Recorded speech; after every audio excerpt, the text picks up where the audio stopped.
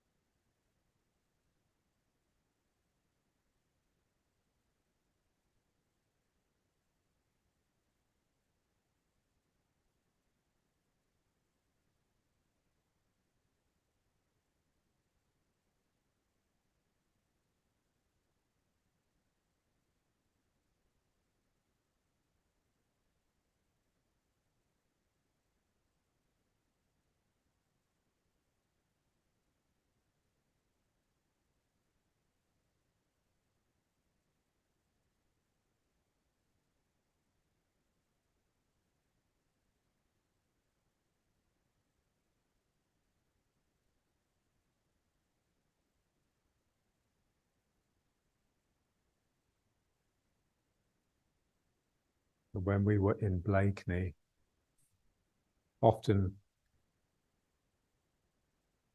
me and Charles would be working with John, and he would come across something, some technique or whatever, which obviously required a little bit of practice. So he'd say to us, okay, you two go off to your own places and come back in a couple of hours and we'll resume. And we'd come back in a couple of hours, and invariably John would be doing exactly the same thing that he was when we left him. He just had this ability to just lose himself in the energy. His mind didn't wander. He'd just slip into the energy and just lose time.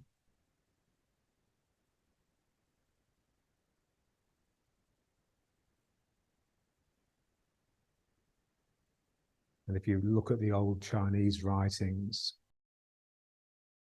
then what's striking is just how many repetitions they do of the exercises that they recommend. It's not just 10, it's like 200.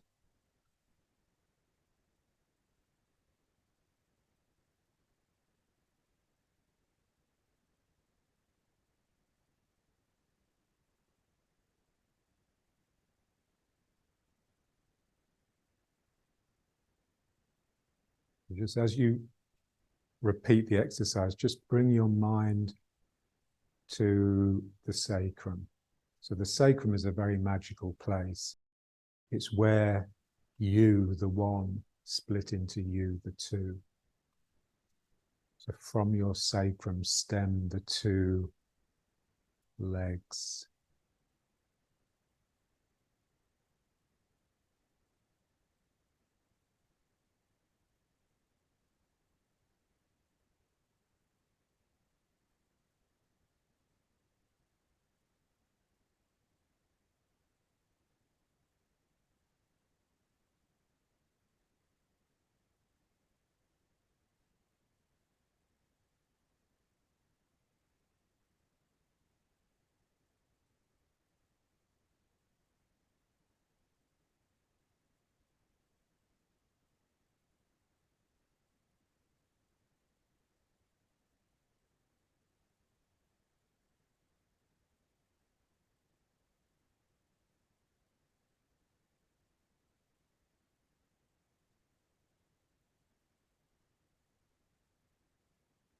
So your two legs extend down from your sacrum, but they also extend upwards from your root. And that is basically central equilibrium, so the balance of those two flows.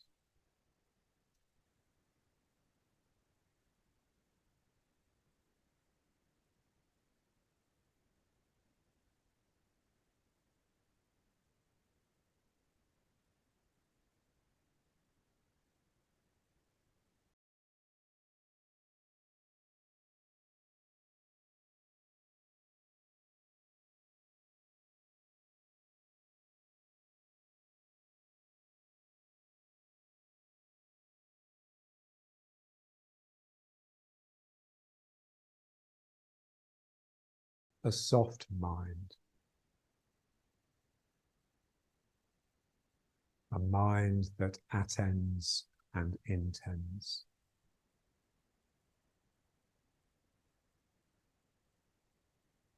The natural process reveals itself when gazed at softly.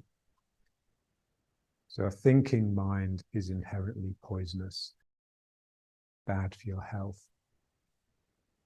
A compassionate mind, a soft mind, tender, gentle. So curious not for knowledge,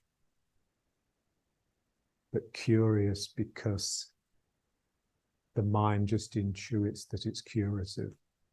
It heals. At its best, the mind heals. It softly scans and brings healing energy with it.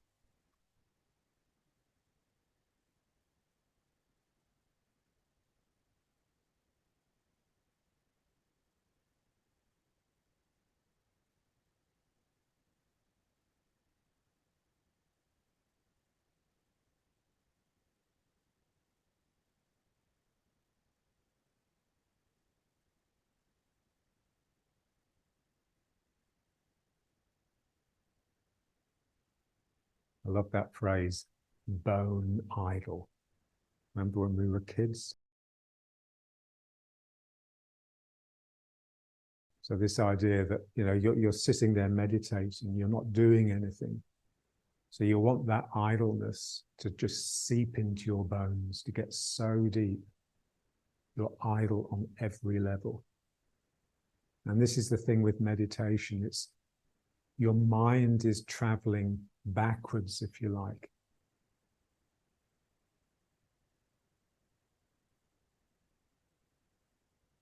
Almost to like a pre-conscious state where mind is just simply energy.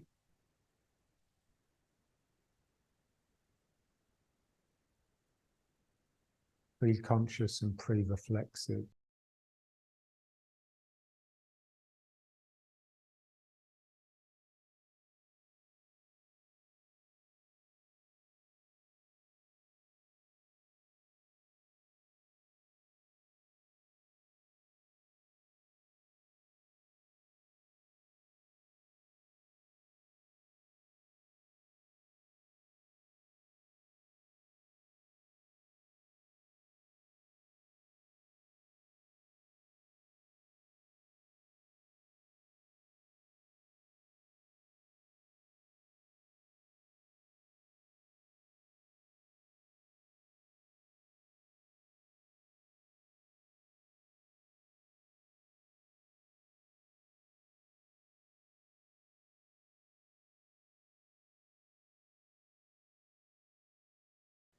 Try and keep the movement to a minimum.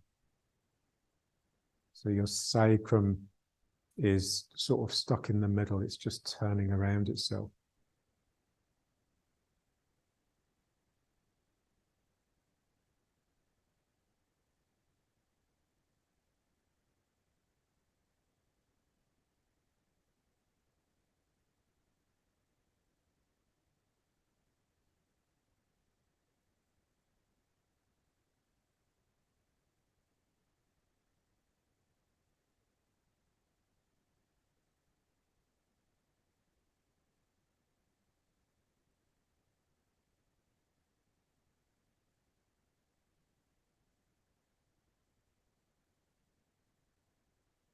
So your spine with the sacrum is like a pendulum.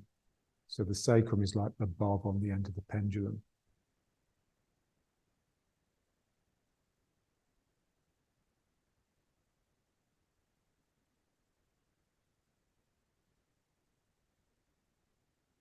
So if we're relaxed and under central equilibrium, then that pendulum can be used for divination, to tap into broader energies than your own.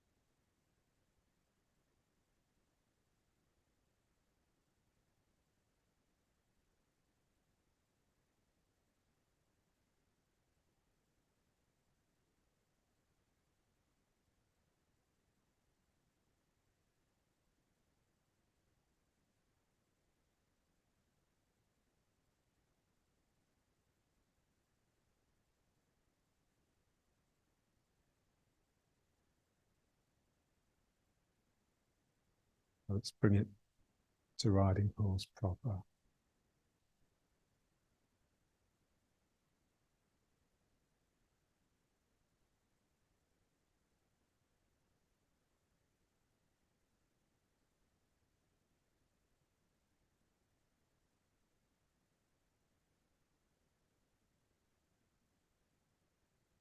So just feel the heels.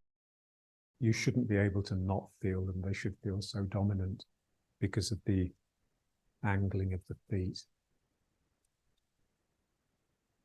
And let that dominance come up into the sacroiliacs, into where the hips hold on to the sacrum. And then up into the kidneys, and then the shoulders. And then here, now these places that we tap when we do that warm-up exercise.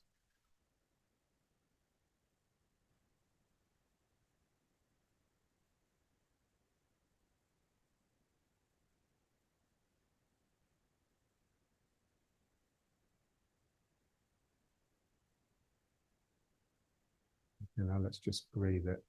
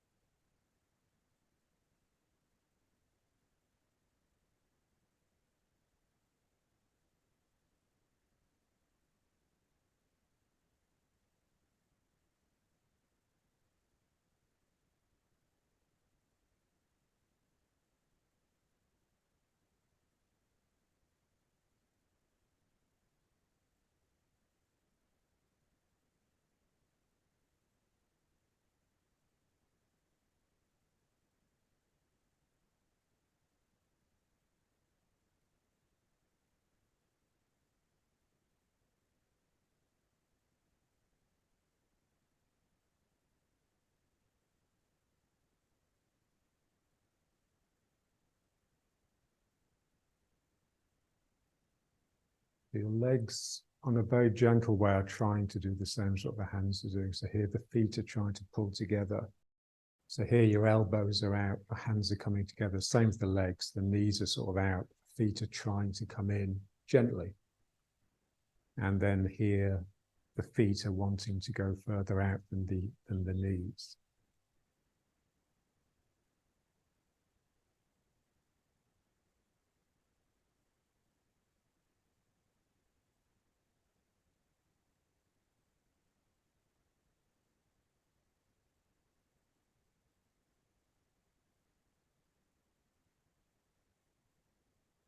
So your arms are like the handles of a bellows.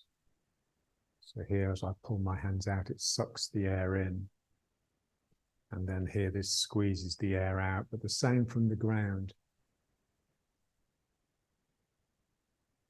So you're breathing energy from the ground with your legs.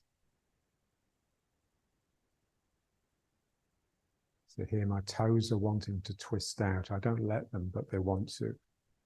And here the heels want to become even more dominant.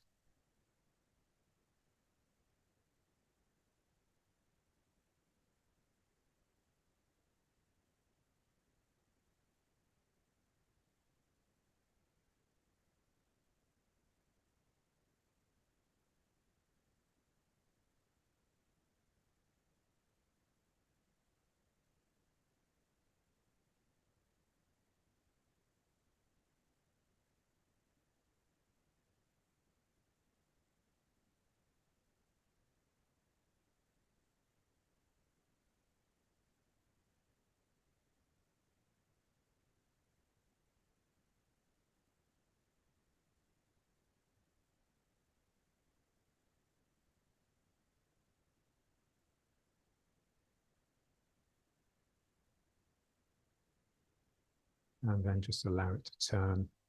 So as you open up, just allow the pressure of the feet on the ground just to twist you around a little bit. And then here the feet pulling together will draw you back to the front.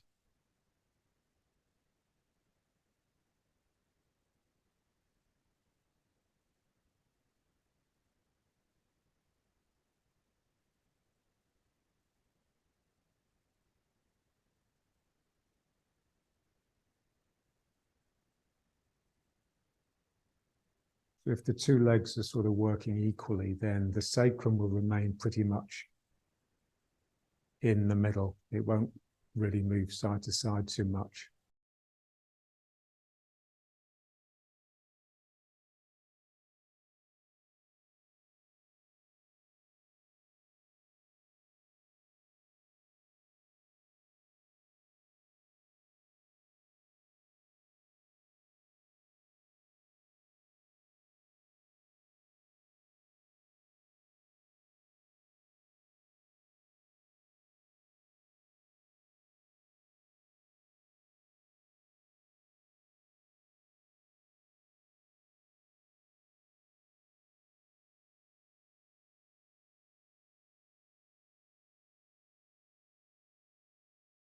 Keep the mind with the sacrum.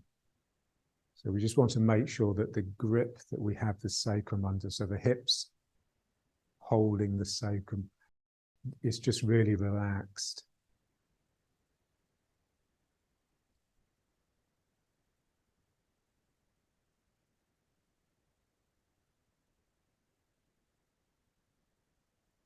But what you find when you do the form is that each movement you make, each posture or each part of the posture will induce some tension which you can then let go of once you've stopped and finished that movement. So the reason for that is because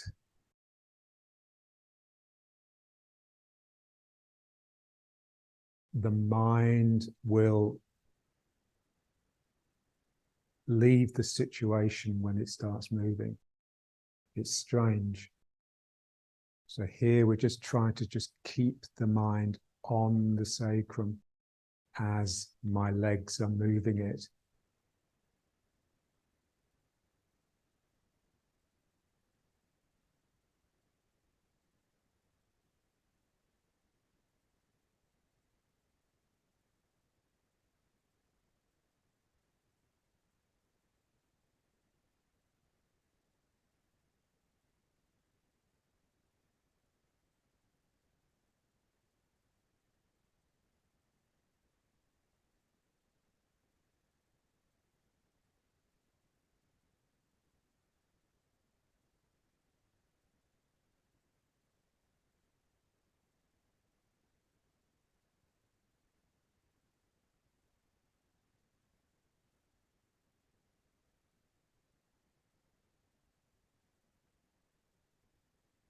Both legs have to really listen to each other.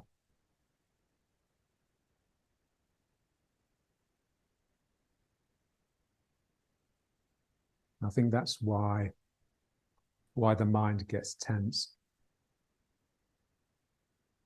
because it activates the movement with an order, and that's not the way the legs like to be used. They just prefer to, because they're very much they're from the ground, and they like to operate by really listening to each other.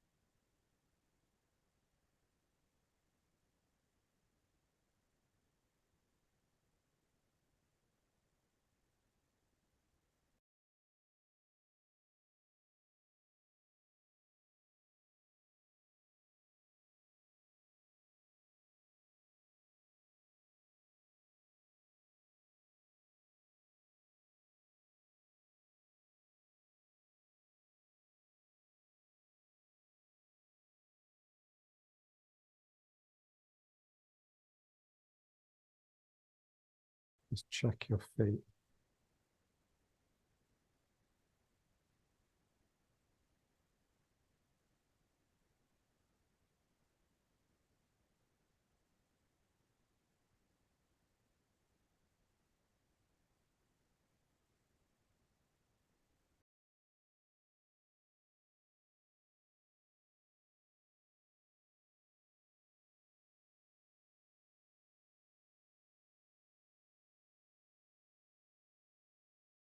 Now let's figure of 8.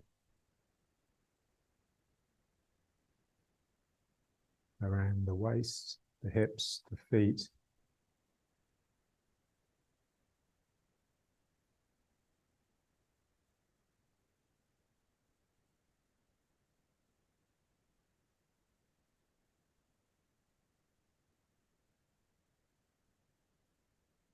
Paying attention to the sacrum, the relaxation of your grip on the sacrum that allows the sacrum just to sort of soften and expand a little bit.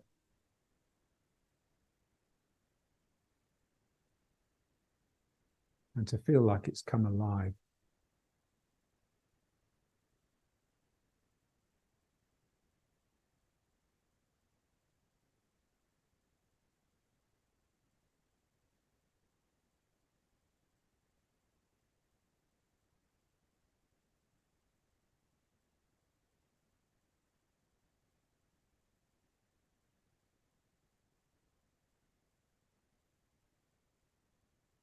Whenever we use the legs, they're trying to drive energy up into the head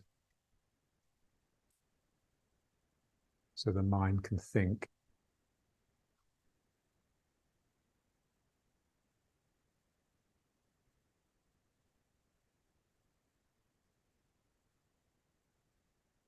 Thinking is the death of energy. So we just have to really be brave enough just to stay down, stay in the legs.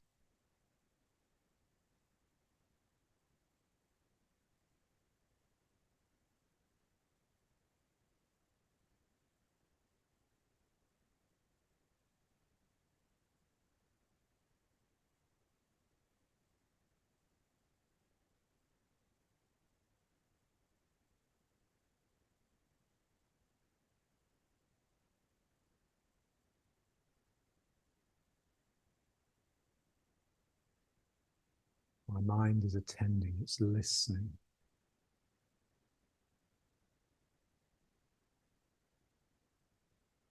It's also intending. So it's seeing this trace that my body follows. It's like in John's short form handbook, there's a lovely phrase where he says in Tai Chi,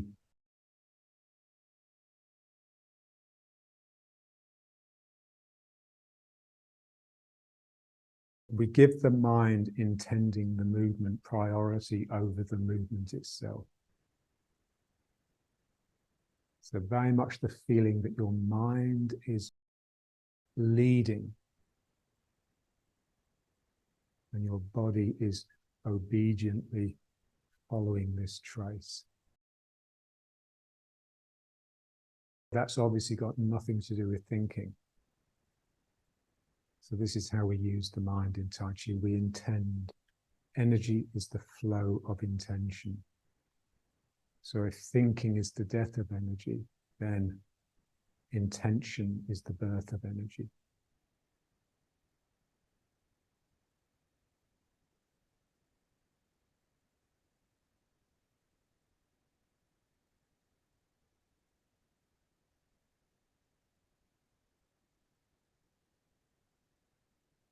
In that Young Ban Ho article, which I just found really helpful,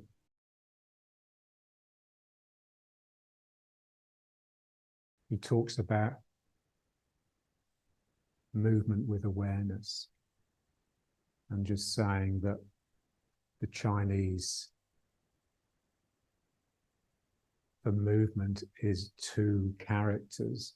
One means the activation of the movement of the act, and the other means the act itself, so the movement itself. And awareness is similarly two characters, the first one meaning the perception and the second one the realization. So the first of each is really just spirit. So intention is really just directed spirit.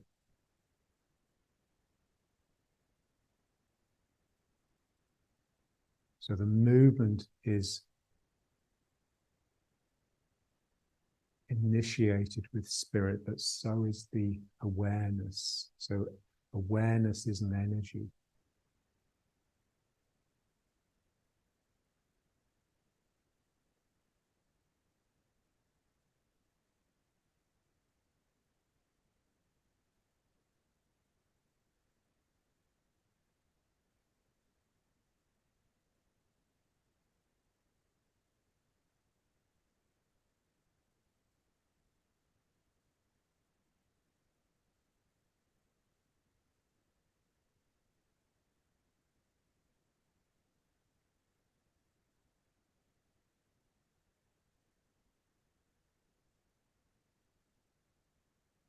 So you just set up the exercise.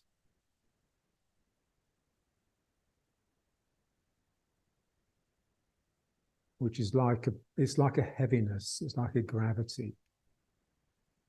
You're imposing this discipline upon yourself. So it takes a while to get into it. But once it does, then you just let that heaviness go. It becomes more playful, lighter. And there's something in the energy that just starts to dance playfully.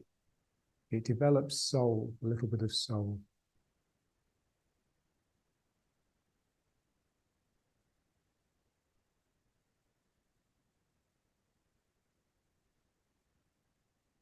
And that is evoked by my quiet attention.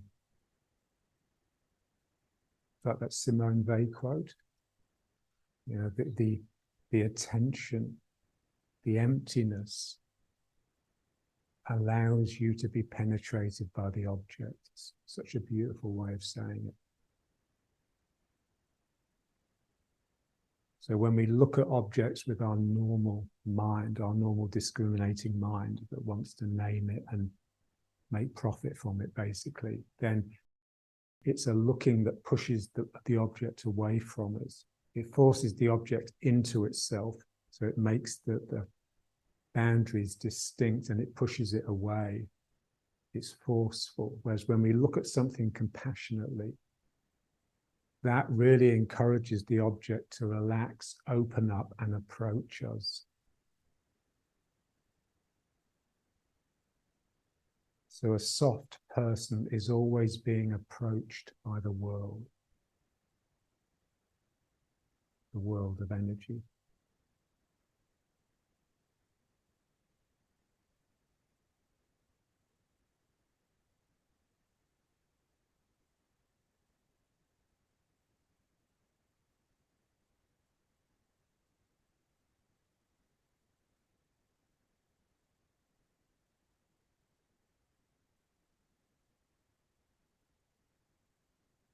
So when you're soft, you're being penetrated by the object all the time. It's not just something that happens every now and then.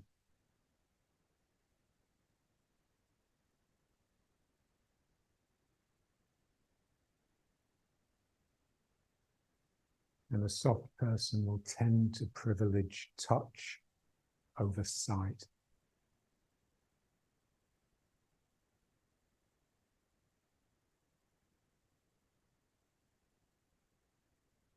So in Tai Chi, the proof of the pudding, the proof of your quality, your mastery, is in your touch. It's not how clever your movements are. It's not how clearly you see, even with an attentive mind. It's all in that blind touch.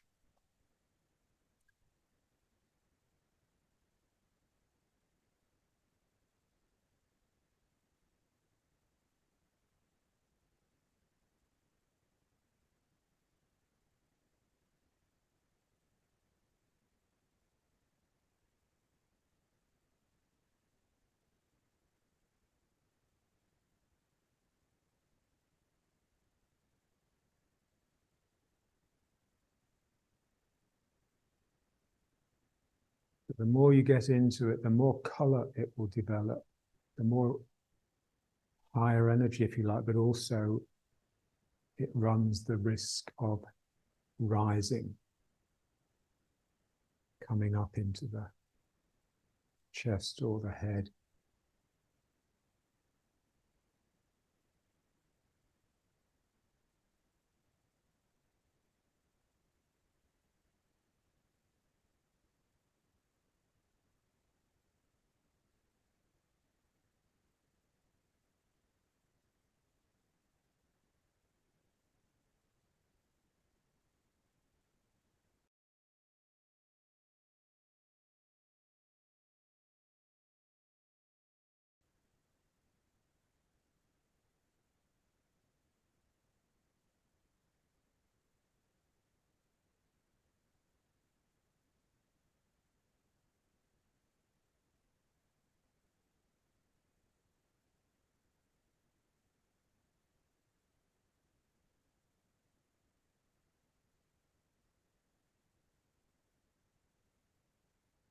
And now let's just try a little from bow and arrow.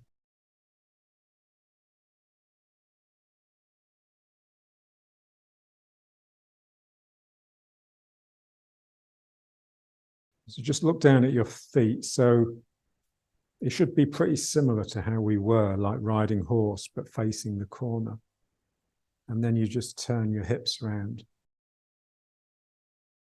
So when we turn the hips into bow and arrow, we just want to make sure that it's not simply the back leg that's pushing this hip round, it's also the front leg that's pushing this hip backwards.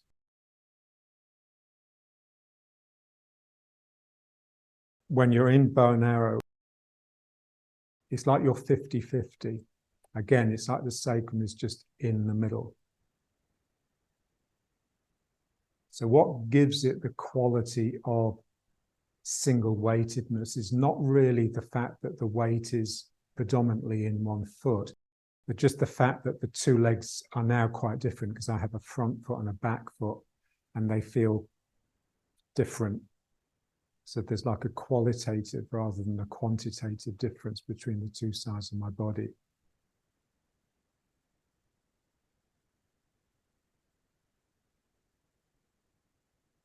So let's just move it backwards and forwards.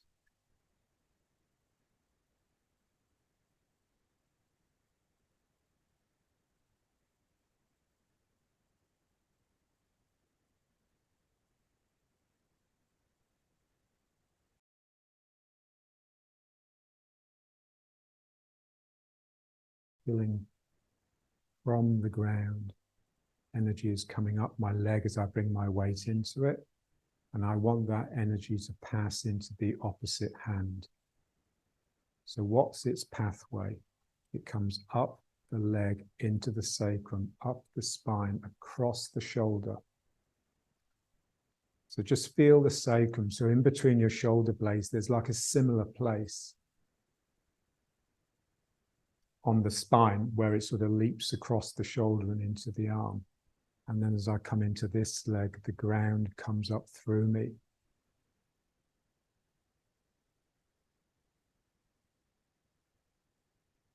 So I want to feel the sinking, which is my weight moving over the foot, but also the ground coming up through me.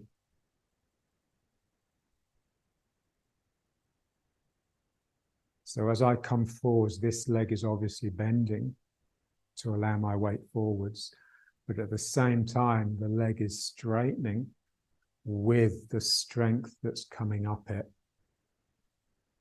And then I stop moving because I've reached equilibrium, not because this has frozen, but because the drive upwards is now balancing the flow downwards.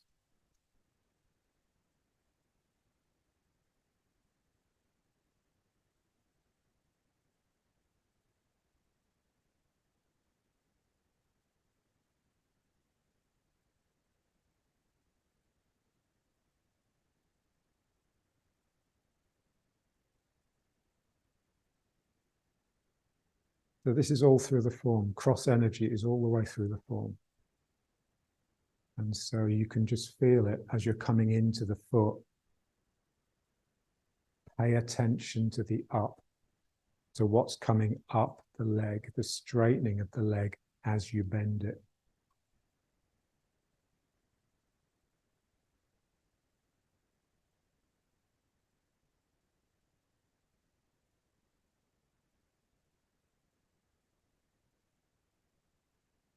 And you can split the two. So it will bend first. So it will yield first, and then through that yielding, the attack will penetrate. So this leg is yielding, it's bending, it's taking me down. But at the same time, or just a little bit later, this line of strength is coming up.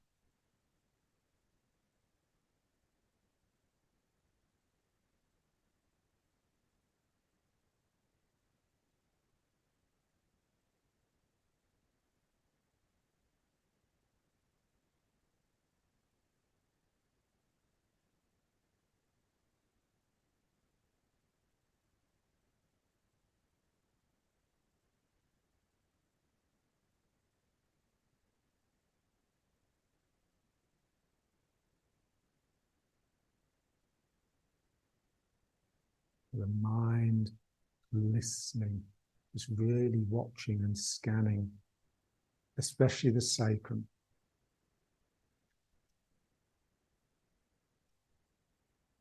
Does tension slip in? Can I just relax it back out?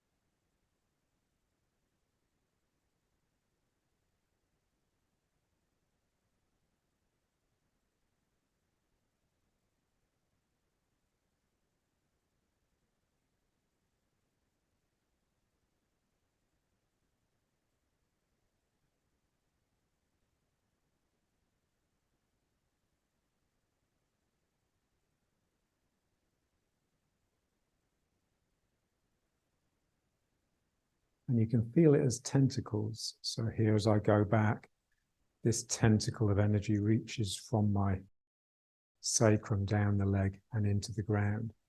And it's that, if you like, that pulls me forwards or starts the pull.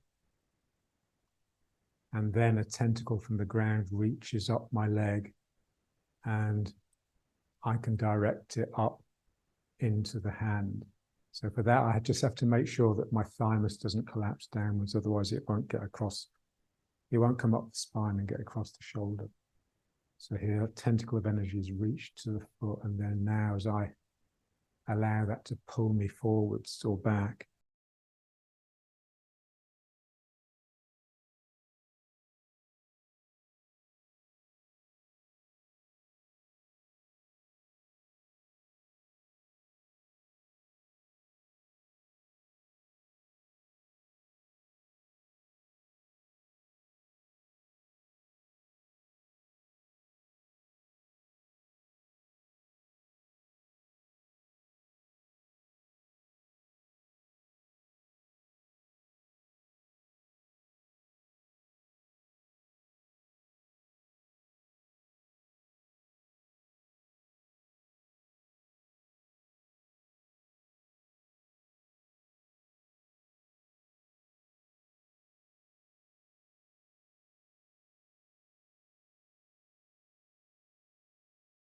change the feet around.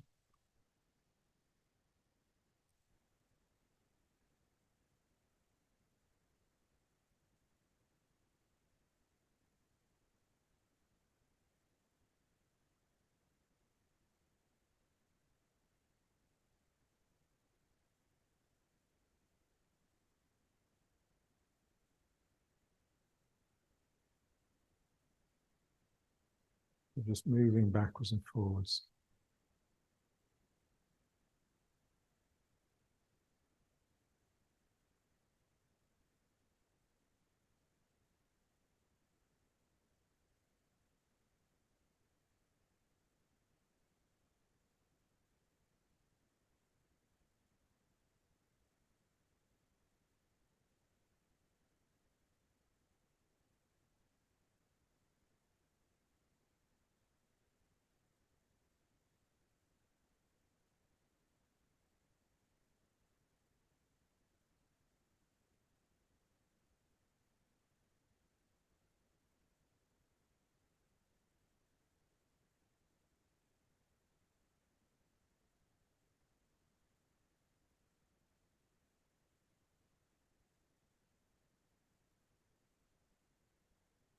This quality of the leg bending but straightening within that at the same time.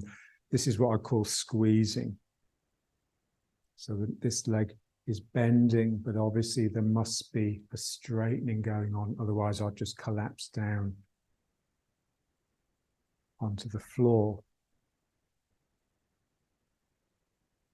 So there's a down and there's an up, and they're balancing each other. But the down starts, it all comes from the sinking. The lightness comes from the heaviness, not the other way around.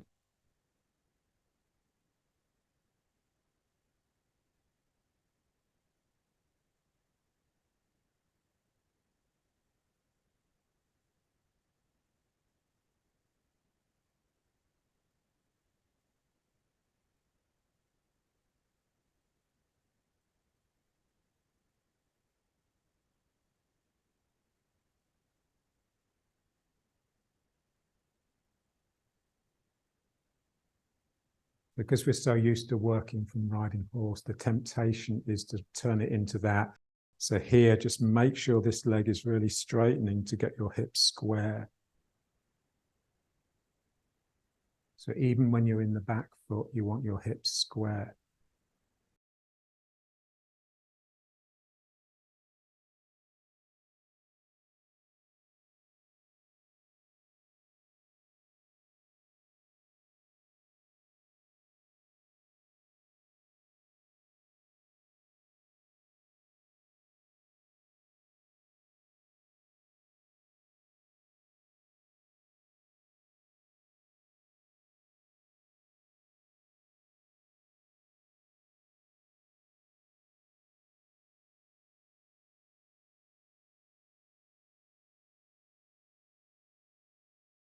So there's something awful about just staring it in the face, just making sure that you're forward.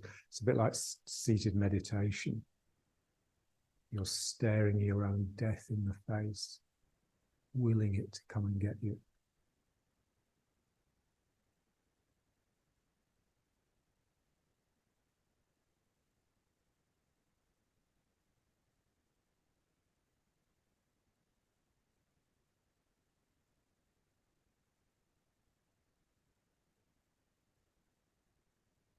So we're so used to turning away from anything we find difficult or distasteful.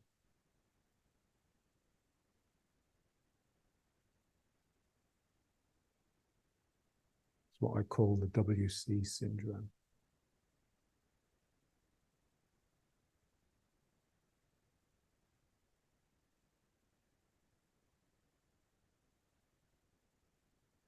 Just press a button and that bowl of shit becomes someone else's problem.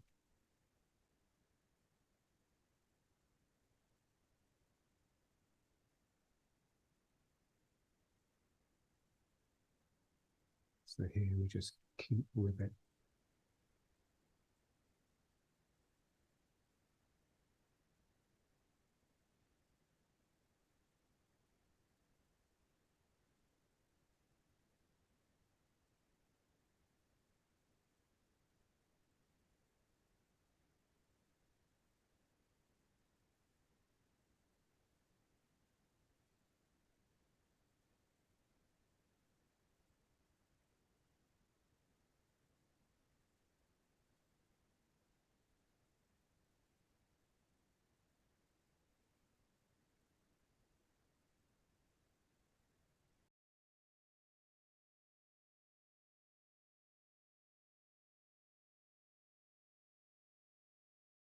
So let's just bring it to attention posture.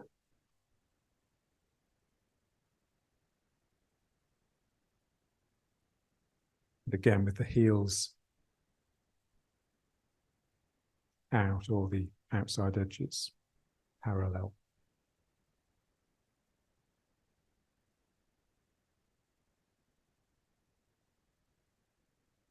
So we just want to feel how placing the feet like this with the heels dominant, the outside edges parallel, just loosens across the sacrum. It loosens your grip on your sacrum. Now, people don't like that because they're very used to being in control. And so it will feel difficult. So this is one of the things we have to get used to in this sort of work. is that it doesn't feel good. We have to reprogram ourselves, recondition ourselves to take it as good.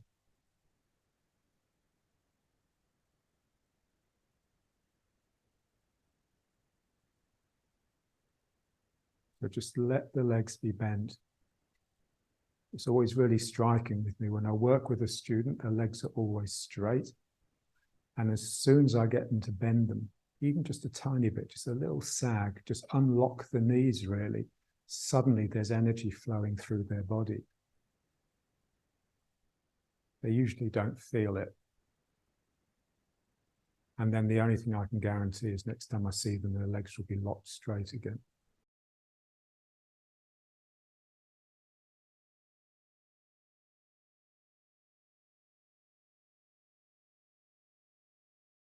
Just step to the side, like we do in the first bit of the form. Just feel the sacrum, the two sides of the sacrum. The sacrum is like a triangle.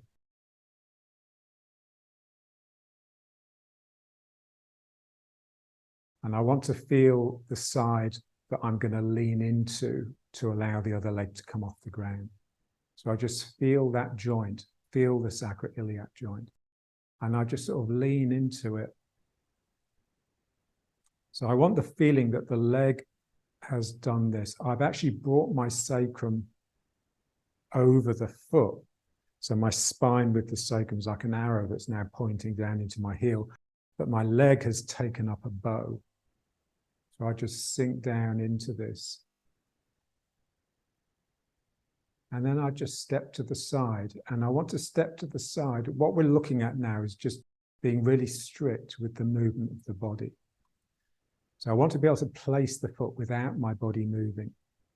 And then I just feel the sacrum, and I just use my two legs to just very gently, like you're moving like a fish bowl or something on the table, and you lift it. It's heavy. You lift it gently, otherwise the water's going to slosh out, and you just move it. So now I'm just using my two legs just to gently move the sacrum across until it's now in this leg. So that now this leg feels like it's bowing, but my sacrum is over the foot. And then I can just lift this foot and just bring it in. That's all we're going to do. What makes it difficult is the fact that the heels are now out, because we're so used to stepping with one foot sticking out like this. It sort of makes it a bit more stable, but this shouldn't really be any more difficult. So I slip into the foot, just feeling that side of the sacrum, like my tentacle of energy has reached down my leg and into the ground, and that enables this foot just to step out. So what I want to make sure is that when I put the foot down, it doesn't bring me over. I can put the whole foot on the ground while still being in this foot. And then I make that command decision. Okay, now I'm going to move my sacrum. I'm going to move my spine from this leg to this leg. So the two legs, they just cooperate.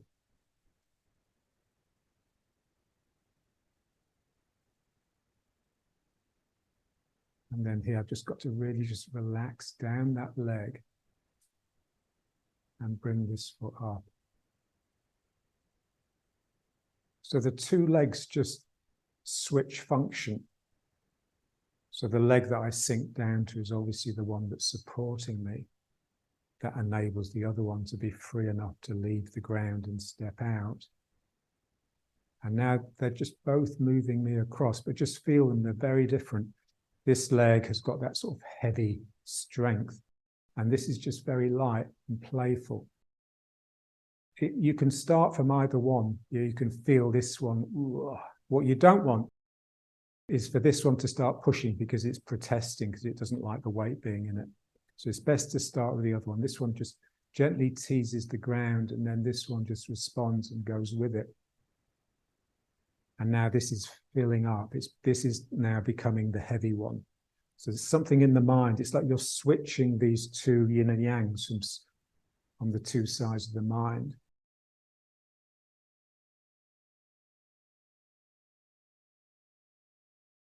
So just sinking down, just really relax across the sacrum.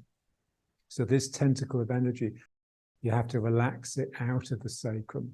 Something in you has to let go. And then you can step. And now just make sure that the heel goes down before the weight starts moving.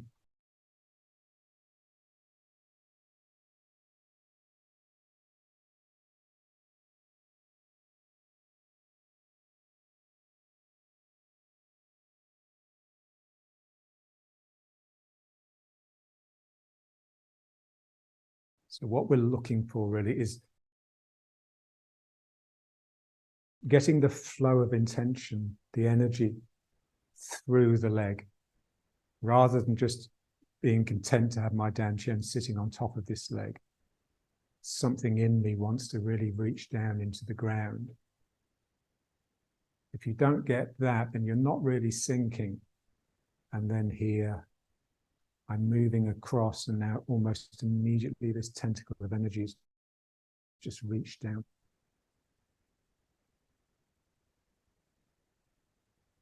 So this tentacle of energy here, it's really holding on. It doesn't want to let go. So this has to start pulling a little bit. And then this will release. So you just feel it however you want, but you just want to really see it, imagine it.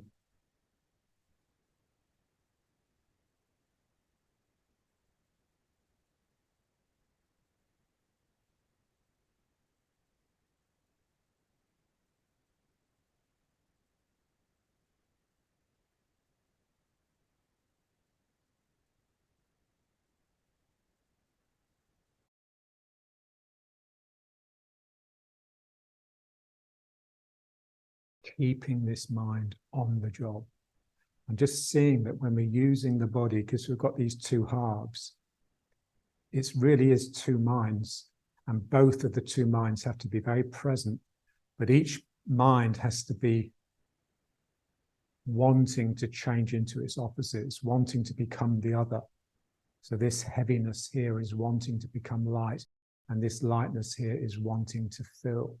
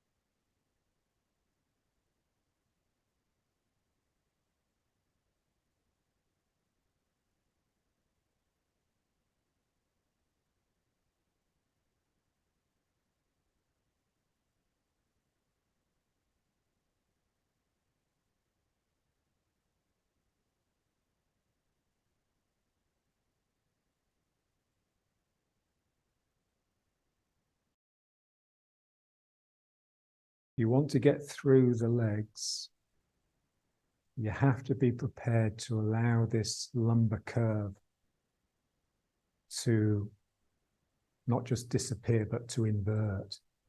So I'm really pressing my Min Meng back here, holding on with the Dan Chen.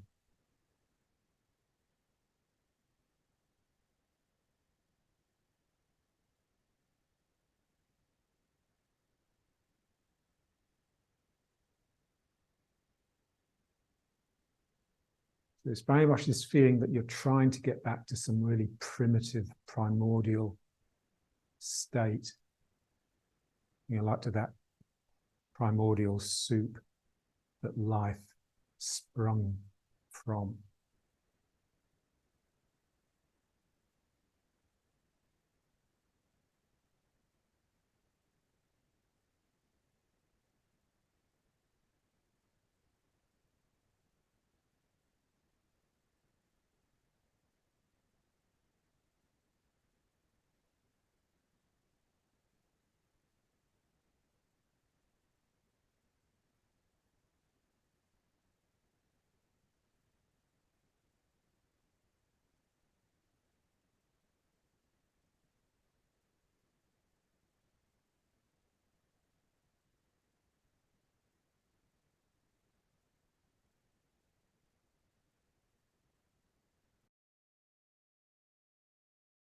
you don't have to step to the side. Obviously, you can just, the whole idea of being balanced is that you can place your foot wherever. So just place it somewhere else.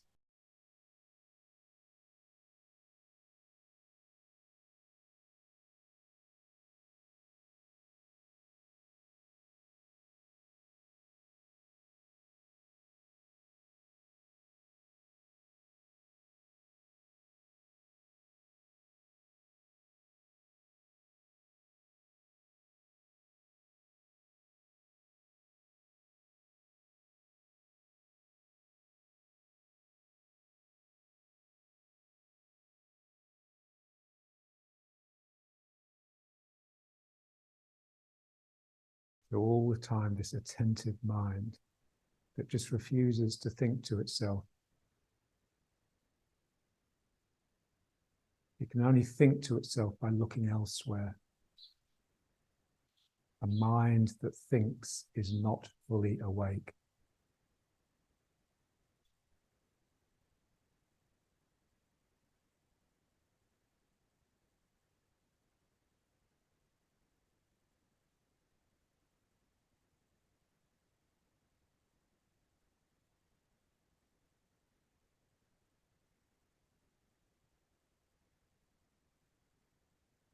And Marlon Brando saying that he disliked acting because it just felt undignified, like it wasn't the proper sort of occupation for a strong man. So we should feel like thinking's the same thing. We're doing ourselves a disservice when we slip into idle thought.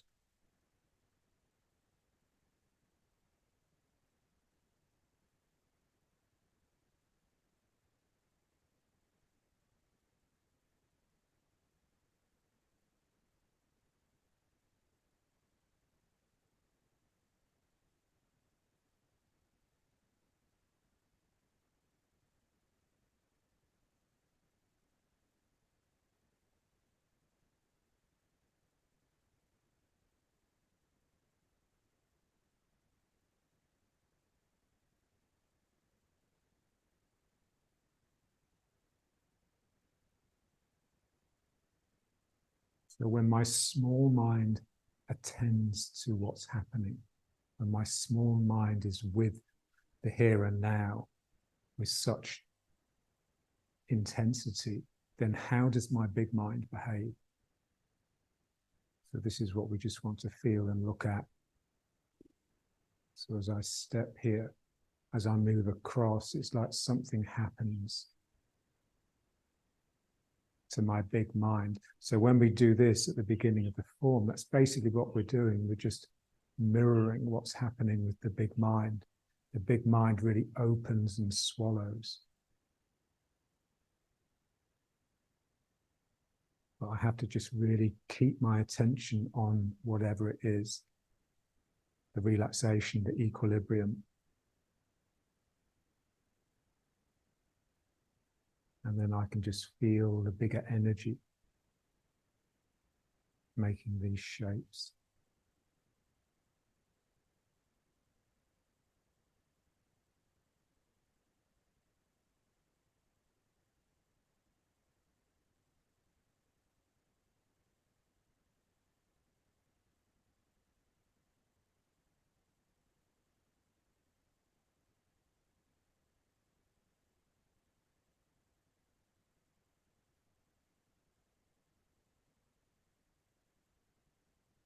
Yeah, so this shape that happens at the beginning of the form, it's not because my waist is turning and doing this. It's simply because I'm relaxed as I move. The energy will tend to billow. If I get tense, then it will just come back in, it'll crush up, and then I'll have to do something artificial to give the impression that I know what I'm doing.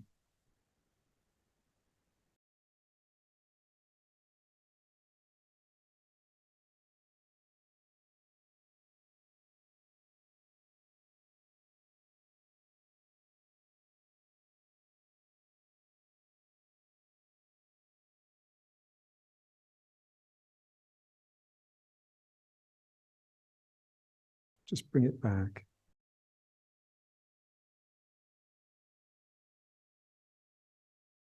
bow and arrow again. So we'll just do a little bit of the figure of 8 around the foot.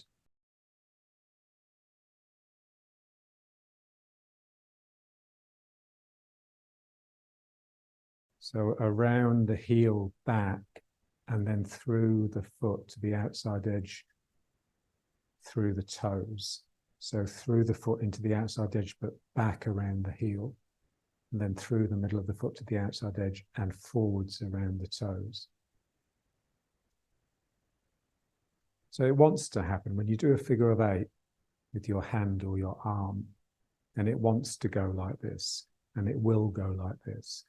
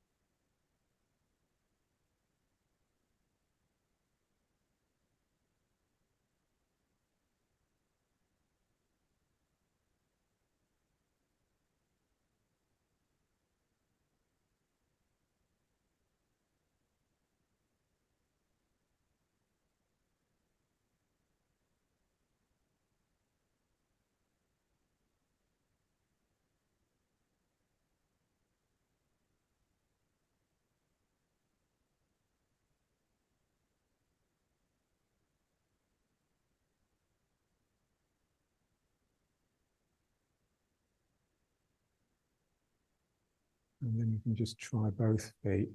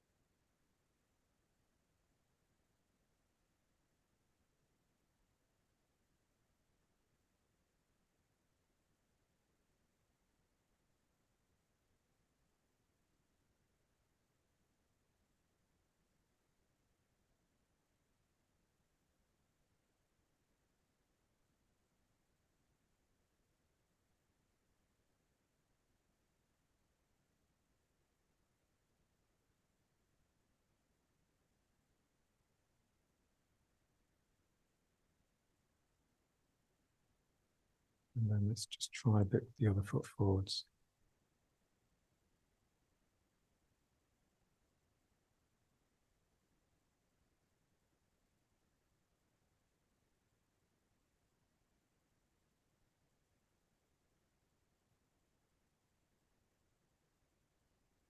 So the heels being effectively out and dominant really opens up the sacroiliacs, making the heels want to go out even more.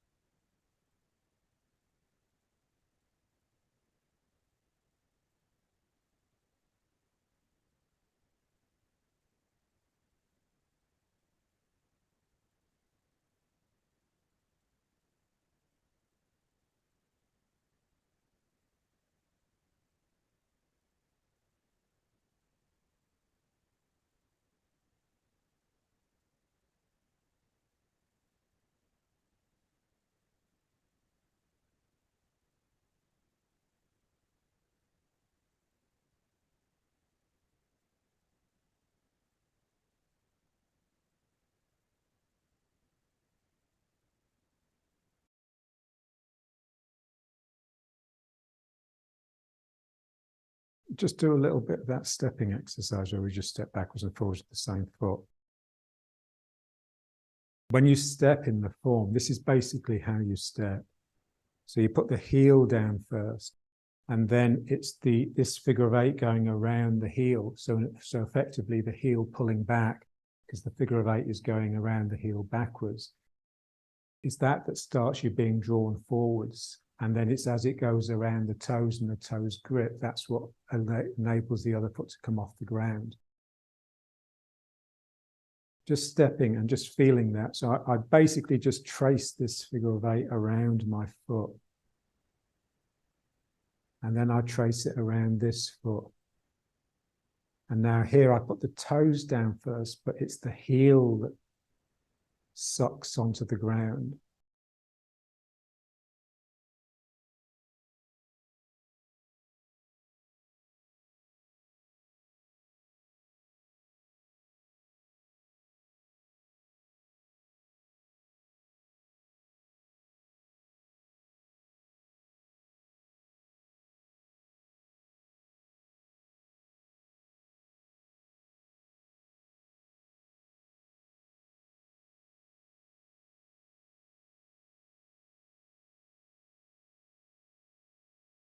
Like, you know, in Chen and Ching, when he steps back to repulse monkey and he gets his toes pointing forwards with the back foot rather than to the corner.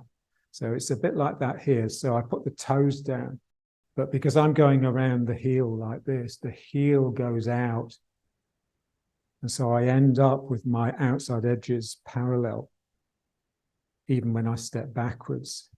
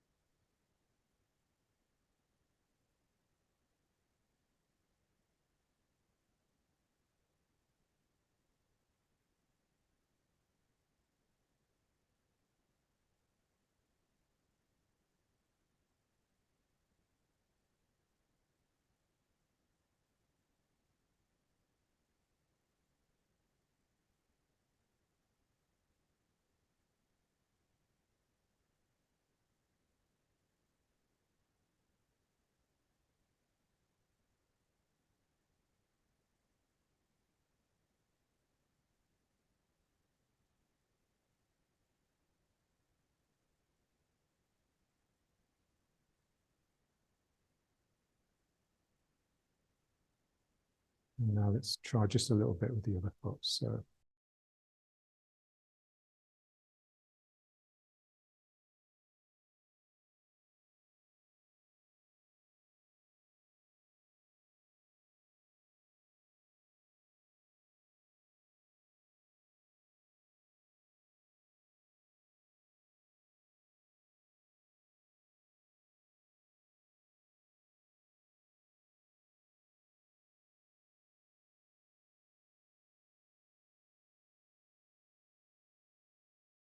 and you can practice this as you're walking.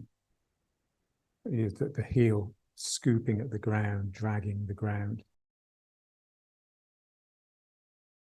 pulling myself forwards by going around the heel with the figure of 8.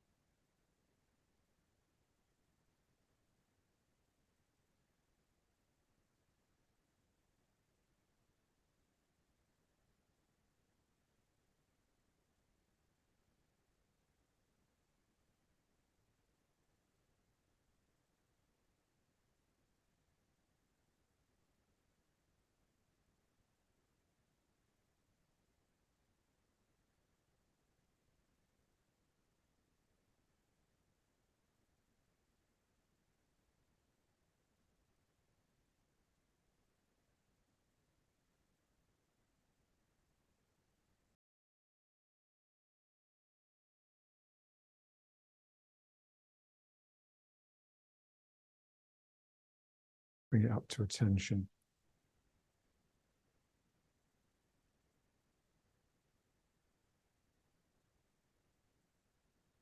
Legs a little bit bent, so not locked. This feeling that gravity is draining down through you.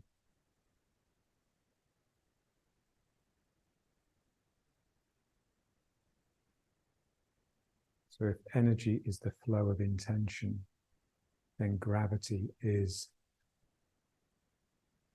the earth intending me, intending upon me. It's the action of the mind of the earth.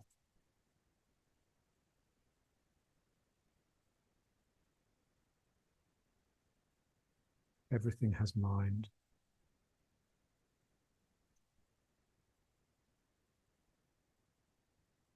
Otherwise it wouldn't exist.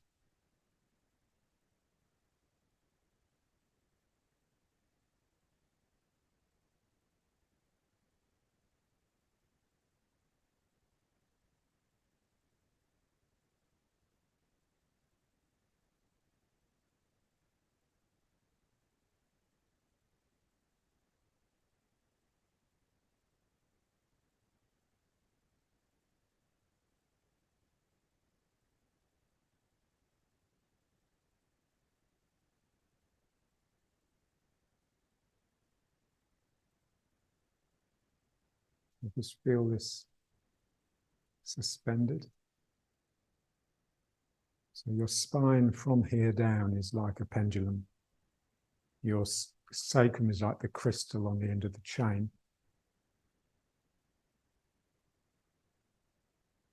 So you want the feeling that the pendulum can swing, it can move. And it is moving all the time if you don't lock the legs.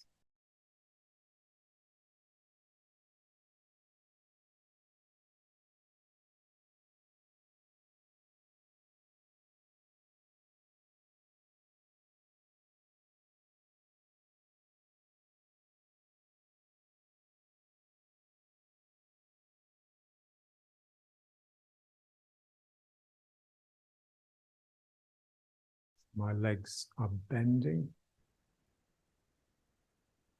to allow gravity through them, but they're also straightening to stop me from falling down.